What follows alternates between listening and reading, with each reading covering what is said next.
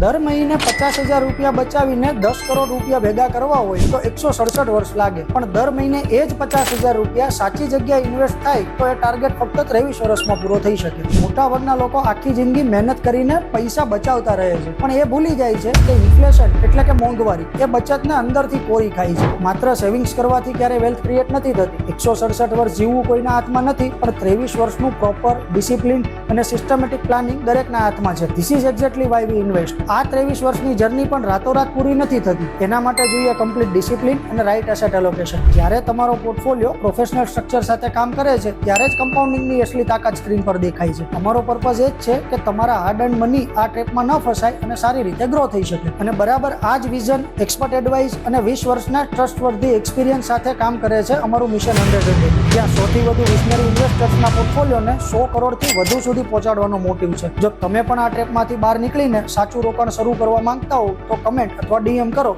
Let's connect and compound your hard and wealth.